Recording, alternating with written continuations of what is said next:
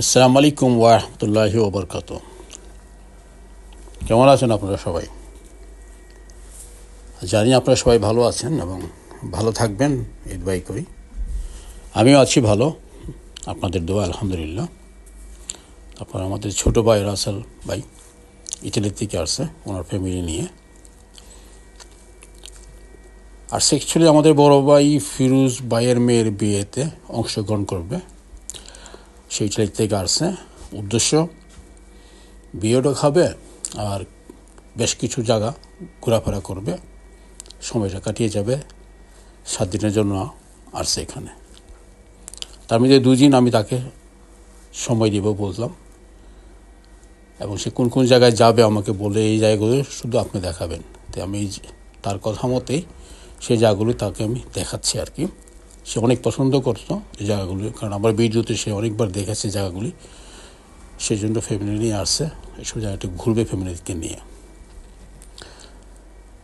আমরা দীর্ঘ অনেক বছর ছিলাম একসাথে, প্রায় 18 বছর মতো, 17-18 বছর হবে ছিলাম একসাথে। তো আমরা অনেকে চলে আসছি ইতালি থেকে লন্ডনে।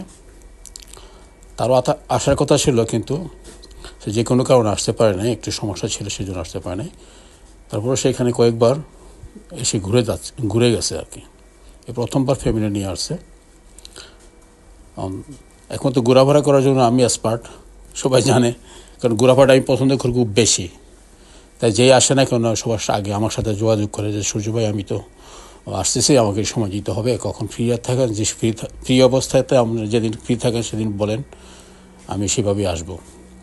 তো সবাই অ্যাকচুয়ালি আগে কন্ট্যাক্ট করে আসে। সবাই তো চাকরিজীবী, সবাই চাকরি করি, তাই না? কেউ তো আর চায় না যে উনি চাকরিও ছুটি করে আমাকে নিয়ে ঘোরাফেরা করে, কেউ চায় না। কারণ সবাই আমরা বিদেশে থাকি, আমরা জানি আমাদের বিদেশের লাইফ।